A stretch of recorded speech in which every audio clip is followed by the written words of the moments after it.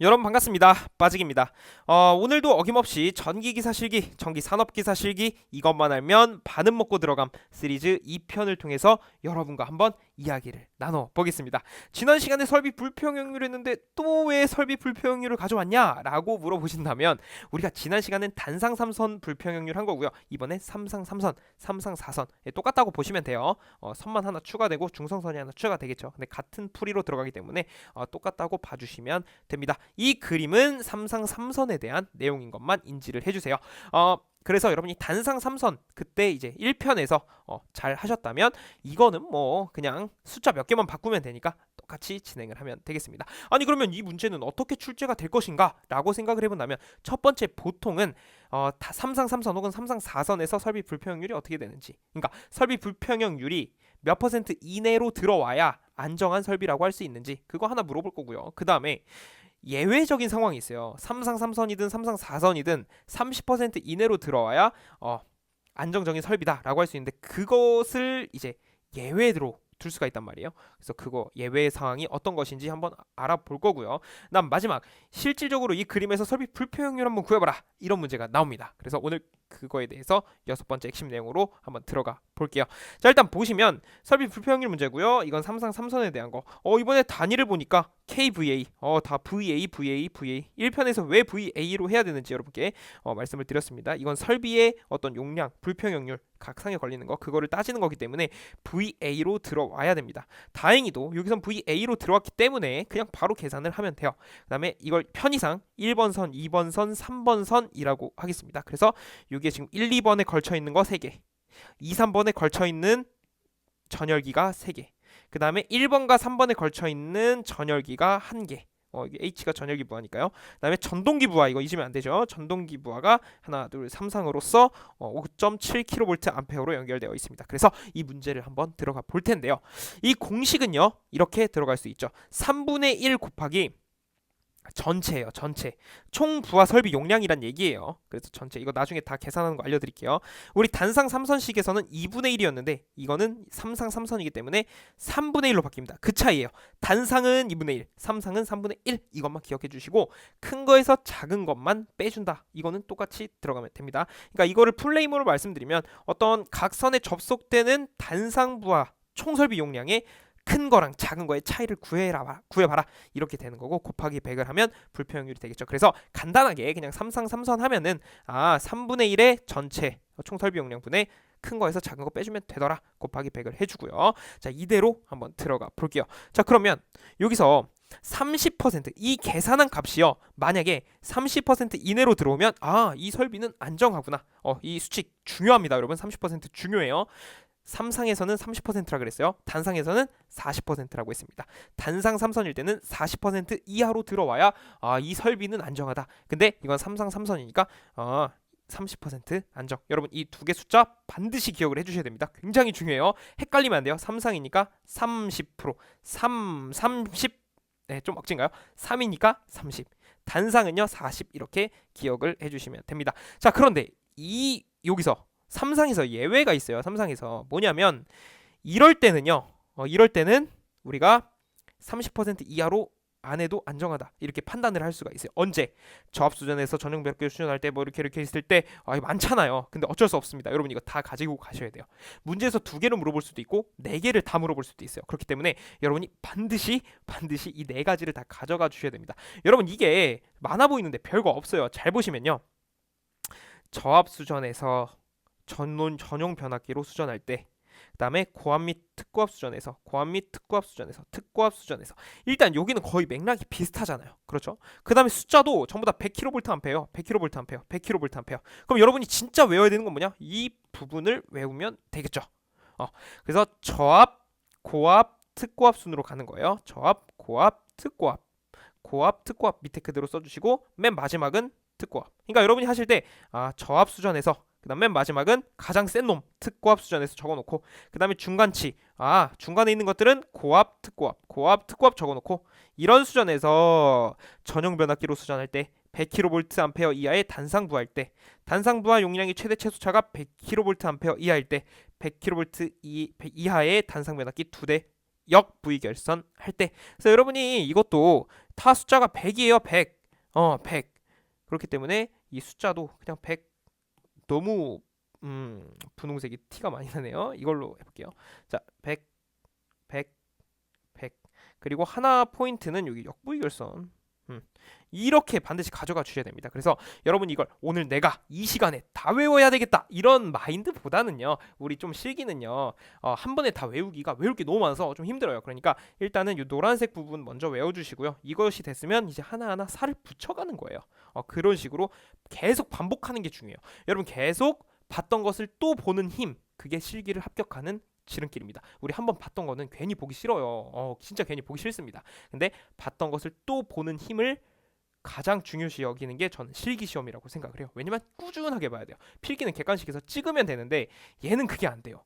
직접 빈 공간에 내가 다 채워넣어야하기 때문에 여러분이 이것까지 꼭 예외 상황, 어디서 3상에서 30% 이하인데 예외로 이런 경우는 30%가 아니어도 안정하다 이렇게 판단할 수가 있다라는 거예요. 그 다음에 단상 3선은 40% 이하로 들어와야 되고요. 자, 이렇게 해서 이 정도 알아봤고, 마지막 우리 실질적으로 불평형률을 한번 구해봅시다. 설비 불평형률을 한번 구해보겠습니다. 이 녀석을 복제해가지고 여기서 한번 구해볼게요. 여기서 조금 줄여가지고 이렇게 해서 지워보겠습니다. 형광을 한번 지워볼게요. 형광. 오케이. 자, 이 상태에서 한번 구해보자고요. 자, 공식 이거 그대로 쓰면 돼요. 자, 해봅시다. 자, 일단은요 3분의 1을 써주고 전체 용량이라면서요. 전체라고 하는 것은 뭐냐면 1번과 2번에 걸려있는 설비 용량. 그러면 얘 이렇게 되나요? 그렇죠. 얘랑 얘가 1번에 걸려있죠. 얘 이거 하면 뭐예요? 1.5 더하기 1.5 더하기 3.5인가요? 1.5 더하기 1.5 더하기 3.5. 그러면 1.5 더하기 1.5 더하기 3.5죠. 3.5.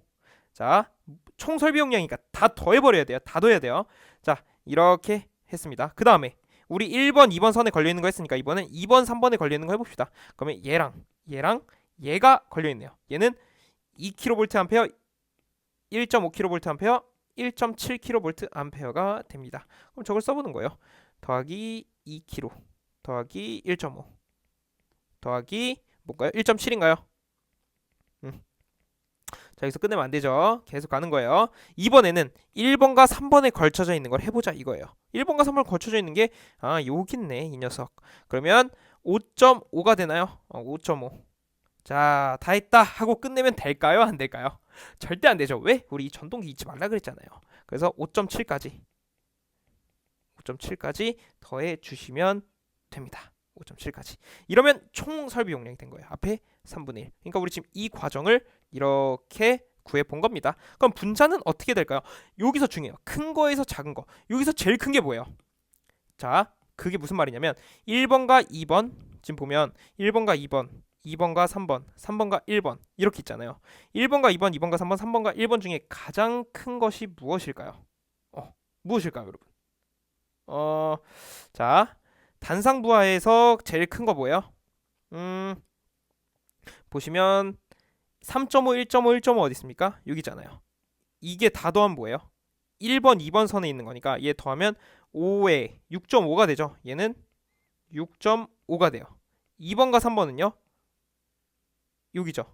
얘는 아니죠. 얘는 1번과 3번, 3번과 1번에 연결돼 있는 거니까 2번과 3번은 얘랑 더한 거잖아요. 이거 더하면 뭘까요?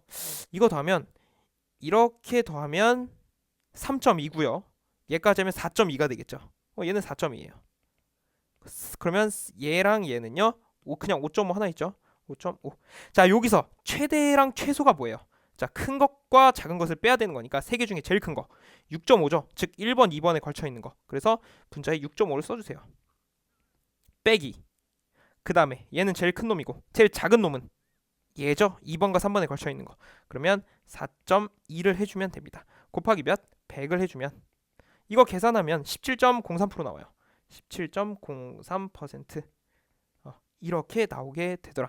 그래서 얘는 17.03% 이렇게 들어가면 되는 겁니다. 자, 여기 잘 보시면요. 지금 몇 퍼센트예요? 17%, 17.03. 어디서? 삼상 3선에서. 이거 삼상 3선이잖아요.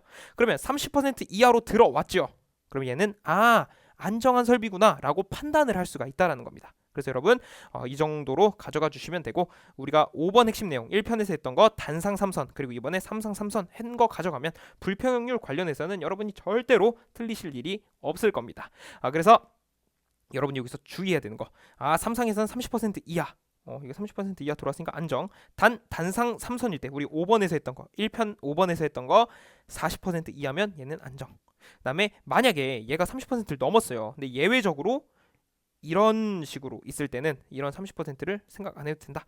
그렇게 생각해 주시고, 이거 반드시 여러분 이 네 가지 가져가 주시면 되겠습니다. 그래서 오늘 30% 이하 안정한 거구나, 단상에서는 40%구나, 그다음에 예외의 조건은 이게 있구나, 불평률 계산 3상 3선은 이렇게 하는 거구나, 그러면 단상 3선일 땐 어떻게 했더라, 여기만 2분의 1로 바꿔주면 되더라, 이렇게 가주시면 됩니다. 모터는 여기서 계산의 대상이 아니죠. 왜냐면 여기서 분자의 조건은 단상 부하 총 설비 용량의 최대 최소 차니까, 얘는 3상이잖아요. 세 개가 다 연결돼 있으니까 얘는 단상끼리 이렇게 해주시면 되는 겁니다. 그래서 불평형률 관련 내용은 이 정도로 하고요. 우리는 7번째 핵심 내용으로 넘어가 보겠습니다. 7번째 핵심 내용입니다. 자, 이번 문제는 분기회로수 구하는 문제예요. 분기회로수 굉장히 잘 나오죠. 예, 굉장히 잘 나옵니다. 그래서 이게 무슨 말이냐면, 이거는 어떤 전체 전류가 이렇게 있다고 했을 때 쭉 선이 내려오고, 여기서 몇 회로로 분기를 할 거냐, 15A짜리로.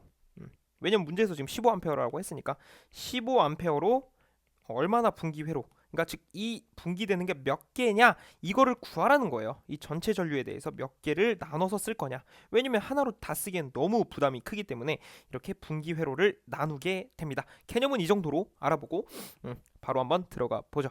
단상 2선식 220V 옥내 배선에서 용량 100kVA, 역률 80%의 형광등 50개를 설치하고 싶어 합니다. 그리고 욕심쟁이네요. 소비 전력 60W인 백열등 50개도 설치하고 싶어요. 이걸 다 설치하겠네. 욕심 꾸러기네요. 그렇죠? 100개를 설치한다는 얘기예요. 이때 최소 분기 회로 수는 몇 회로로 해야 되는가? 라고 물어보고, 조건이 15A 분기로 하고 수용률을 80% 라고 합니다. 이거는요, 어떻게 할 거냐, 우리가 전체 전류, 아까 전체 전류를 구해서 쭉 몇 회로로 나눌지, 즉 15A를 나누면 되는데, 이거를 어떻게 할 거냐, 우리가 전체 전류를 구하려면 지금 전압을 알고 있으니까 전체 전력을 알면 돼요. 근데 지금 역률이 있고 얘는 역률이 없어요. 자, 백열등이면서 역률이 없다라는 것은 얘는 역률을 1로서, 즉 100%로서 생각을 하는 거고요. 얘는 뭐예요? 역률 80%니까 이거는 계산을 해줘야 된다. 우리가 전체 전력을 구하려면 이 녀석과 이 녀석을 합쳐야 되니까, 그러면 용량 100이랑 60W 그냥 더하면 되겠네? 라고 하는 순간 큰일 나는 거죠. 왜? 얘는 단위가 볼트 암페어, 얘는 와트 다릅니다. 얘는 P상이고요. 얘는 유효예요. 그래서 얘는요, 역률이 존재하기 때문에 이 녀석과 이 녀석의 전력을 구하려면, 전체 P상 전력을 구하려면 유효분과 무효분으로 나누고요. 이 녀석도 무효분과 유효분으로 나눠서 그걸 다시 합산을 해줘야 돼요. 그래야 구할 수가 있습니다. 역률이 다르기 때문에 이런 수고를 우리가 해야 된다는 점만 이 문제에서 기억을 해주시면 됩니다. 그럼 한번 구해볼게요. 일단 유효부터 해볼까요? 유효. 자, 유효를 어떻게 구할 것인가? 유효 P라고 해보겠습니다. P는, 자, 여기서 유효 전력 한번 구해볼게요. 자, 유효 전력은 P상 전력 곱하기 역률인가요? 0.8 곱하기 몇 개? 50개가 있대요. 50개. 그럼 여기서의 유효 전력은 끝. 그 다음에 여기서의 유효 전력은 그냥 60W라고 알려줬죠. 더하기 60. 60. 근데 이런 게 몇 개 있대요? 50개. 곱하기 50. 이렇게 되는 거예요. 그래서 이 녀석과 이 녀석 이렇게 되는 거죠. 얘가 이 녀석의 유효고요. 얘가 이 녀석의 유효가 되는 겁니다. 자, 이제 무효를 한번 구해봅시다. 무효는 일반적으로 PR이라고 씁니다. Q라고도 쓰는데 저는 PR이라고 해볼게요.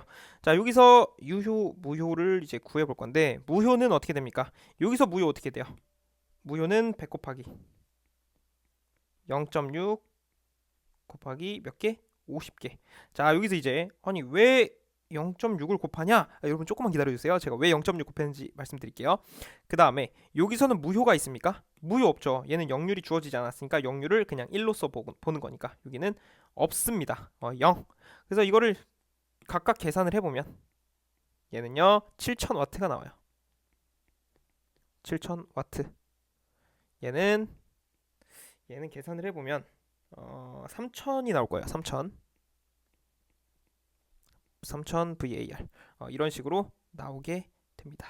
이렇게 단위 표시를 해볼게요. 자 이렇게 해놨어요. 자 왜 이게 지금 0.6이냐면요. 여러분 무효는 PA 곱하기 사인 세타잖아요. PA는 100이었고요. 사인 세타가 이제 역률을 통해서 구할 수가 있는 건데 이거는 아시는 분들도 아실 거고 모르시는 분들은 괜찮아요. 지금 알면 되니까. 이런 게 있어요. S제곱 더하기 코사인 제곱은 1. 이때 우리가 코사인 알고 있죠. 그러면 S를 알기 위해서 정리를 합니다. S제곱은 1-C제곱. 이거 1로 넘긴 거죠. 그러면 S, 즉 사인은 루트 1 코사인의 제곱. 코사인 우리가 알고 있죠? 이거 뭐예요? 루트 1 0.8. 0.8이니까요.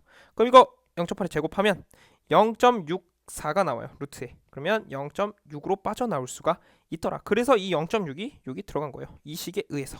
괜찮으신가요? 네, 지금 알면 돼요. 모르면 어떻습니까? 지금 알면 되는 겁니다. 자 이렇게 해서 유효 무효 구해봤고 그러면 P상은 PA는 필기 때 우리 했잖아요. 이거 두 개 제곱해서 더하고 루트.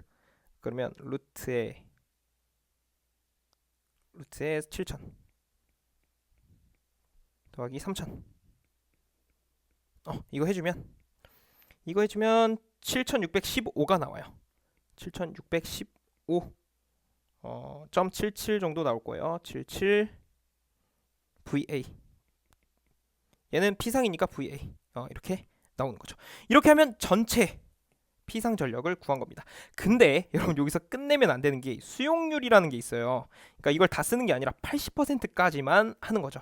그래서 이걸 이제 본격적으로 전체 전류 I를 구할 수가 있게 됩니다. I는 전압이 220V였어요. 220V 분의 지금 잘 보시면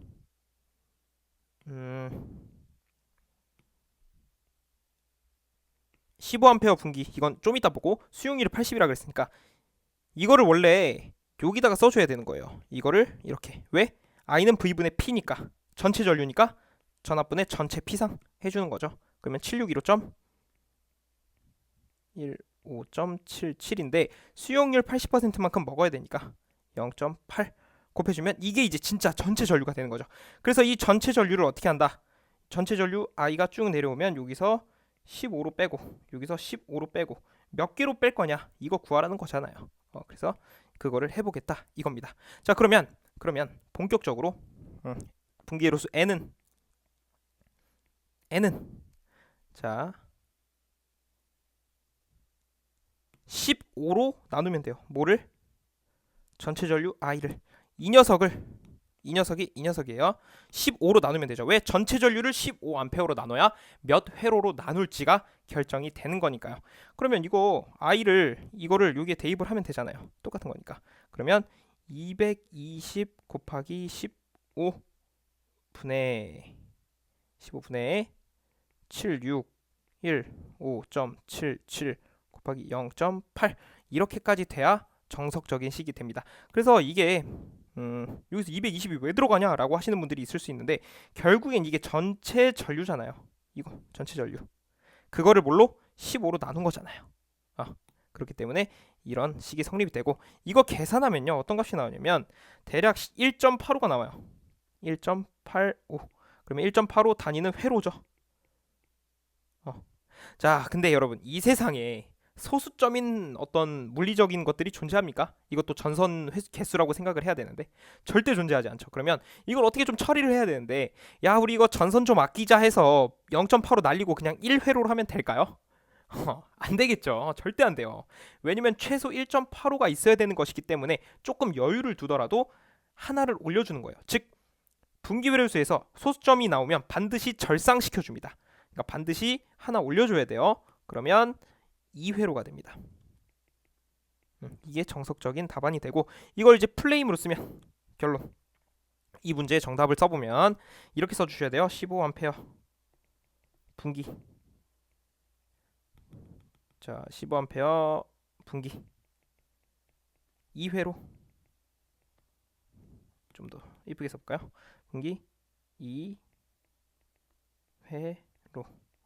이게 정석적인 이제 답안이 될 수가 있습니다. 뭐 회로에 괄호 이렇게 단위 표시 해줘도 되고 안 해줘도 됩니다. 어쨌든 이렇게 결론을 우리가 이끌어낼 수 있습니다. 이제 간혹 가다가 시험 치고 와서 나 이거 15A 안 붙이고 그냥 2회로라고만 썼는데 어떡하지? 이러시는 분들 계십니다. 반드시 있어요. 여러분 그렇기 때문에 그게 이제 맞았다 아니다는 제가 채점관이 아니고 다른 누구도 채점관이 아니기 때문에 판단할 수 없어요. 오로지 채점관님만 판단할 수가 있습니다. 그렇기 때문에 우리는 가급적 최대한 정석적인 답안을 적어주시는 게 가장 편안한 마음을 가지고 합격 발표까지 기다릴 수가 있다. 그래서 반드시 이런 서술형 시험은 최대한 정석적으로 적어주시는 게 좋습니다. 그래서 이걸 정리해보면 어떤 전체 전류 I가 쭉 오면 여기서 15A로 지금 몇 개 뺀 거예요? 2개 뺀 거예요. 이걸 하나만 부담하기 좀 그러니까 이렇게 2개로 빼면은 되더라. 그래서 이렇게 이 문제가 결국엔 이것을 이끌어낸 거고 이거에 대한 정답이 이렇게 되는 거죠. 그래서 여러분은 뭐다? 이것만 가져가 주시면 되겠다. 그래서 여기서 주의해야 될 것은 유효 무효 나눠서 전체 피상 구하고 전체 전류를 구하고 수용률 잊으시면 안 되고요. 그래서 15A로 전체를 나눴더니 1.85가 나오더라. 근데 좀 아끼자 해서 1회로 하지 말고 하나 절상해서 2회로 한 다음에 15A로 하라고 했으니까 이렇게 풀 네임을 적어주시면 정답 처리가 됩니다. 자, 이어서 8번 핵심 내용으로 넘어가 볼게요. 8번째 핵심 내용입니다. 단답 관련된 문제 들어가 볼게요. 플리커 현상 경감 대책인데요. 플리커라고 하는 것은 깜빡깜빡거리는 거, 뭐 TV나 형광등 이런 거 있잖아요. 깜빡깜빡거리는 것을 그런 현상을 플리커 현상이다. 이걸 어떻게 경감할 것인가? 대책, 전원 측과 수용가 측 세 가지씩 적어라. 이런 내용이 자주 등장합니다. 그래서 이렇게 가주시면 돼요. 전원 측에서 해야 될 일은 뭐냐면 전용계통으로 공급을 해줘야 돼요. 그 다음에 공급해주는 전압을 승합해주는 거, 단락 용량이 큰 계통에서 공급을 해주는 거, 이렇게 세 가지 정도 해주면 되고요. 수용가 측 받는 입장에서는 직렬 콘덴서, 직렬 리액터 부스터를 설치해주면 되겠다. 여러분 우리가 단답을 굉장히 많이 해야 됩니다. 근데 그것을 하나하나 내용을 이렇게 파고들기엔 시간이 너무 부족해요. 그렇기 때문에 여러분 이거는 정말 단순 암기로 가주셔도 전혀 상관이 없으니까 암기로 꼭 가주시면 대단히 감사하겠습니다. 그래서 다시 이거를 하루 만에 외우는 거 아니에요. 그냥 플리커 현상 경감 대책, 오늘은 전원 측과 수용가 측에서 세 가지 정도 있구나. 이 내용 아직 보지 마요. 그 다음에 다음날 와서 플리커 현상 경감 대책은 전원 측 수용가 측이 있었는데 전원 측에는 아마 이렇게 세 개가 있었고, 여기까지만 하고 다음날 외워야지. 그 다음에 플리커 현상 경감 대책에서는 전원 측 수용가 측이 있었는데 내가 어제까지 이렇게 세 개 외웠으니까 오늘은 수용가 측 세 개까지 외워보자. 그리고 그 다음날엔 한 번에 다 써보자. 이렇게 순차적으로 계속해서 매일매일 꾸준하게 보는 식으로 단답을 가주셔야 됩니다. 한 번에 이 모든 단답을 외우기란 쉽지 않아요. 쉽지 않아요. 그렇기 때문에 여러분의 방법에 맞게 하는 게 우선입니다. 여러분의 방법에 맞게 하는 게 우선이고, 방법을 좀 못 찾으신 분들은 그냥 계속해서 내가 매일매일 조금씩이라도 하루에 10분이라도 단답을 본다는 마인드로 가주시면 여러분께 무의식적으로 돼 있을 거예요. 그래서 조금씩 가주시면 되겠습니다. 자, 이어서 9번째 핵심 내용, 지중선의 장단점, 가공선과 비교해서. 지중선과 가공선 뭘까요? 지중선은 땅에다가 이제 송전선을 설치하는 거고요. 가공선은 이제 여러분 길 가다 보시는 거, 전봇대에서 하늘 위로 지나간다요. 그래서 가공선 이렇게 하잖아요. 장단점, 그러니까 땅에 있는 송전선의 장단점을 살펴보겠습니다. 그래서 장점과 단점이 있는데, 아이고야, 되게 숨이 또 턱턱 막힙니다. 괜찮아요. 처음 보니까 당연히 턱턱 막힐 수 있는데 내용을 보면 당연한 거예요. 자, 보세요. 지중선이 가공선과 비교했을 때 장점, 동일 루트로 다회선 설치할 수가 있습니다. 동일 루트로 다회선. 그래서 이거는 도심 지역에 적합해요. 도심 지역. 왜냐면 땅에서는 여기저기 이렇게 선을 이렇게 뻗을 수 있잖아요. 근데 도시는 뭐라고 해야 될까요? 가공선은 이제 그렇게 하기가 힘들죠. 막 건물도 있고 그러니까. 그래서 이거는 도심의 유리. 도심에서 유리하다. 이렇게 가주시면 되고, 그다음에 기상의 영향을 거의 받지 않죠. 바람이 붑니까? 뭐 비가 옵니까? 뭐가 옵니까? 뭐 태풍이 붑니까? 번개가 칩니까? 그렇기 때문에 거의 영향을 안 받는다 이렇게 보셔도 되고요. 설비의 단순 고도화로 보수 업무가 적습니다. 그다음에 차폐 케이블을 사용하기 때문에 어떤 유도 장애 같은 것이 적어진다, 경감된다. 이렇게 장점 네 가지 가져가 주시고 여러분 반드시 모든 장점은 단점을 수반합니다. 이 세상 모든 일이 그렇잖아요. 장점이 있으면 단점도 있는 거. 그래서 이걸 보면 고장점 발견 힘들죠. 고장 났어요. 어느 순간 어느 지점에서 고장이 났습니다. 어떻게 찾을 거예요? 방법이 있긴 한데 힘듭니다. 그리고 찾았다 하더라도 복구가 굉장히 어렵겠죠. 땅 파야 되고 이렇게 막 다 흙을 걷어내야 되고 이렇게 해야 되니까 그래서 어려워요.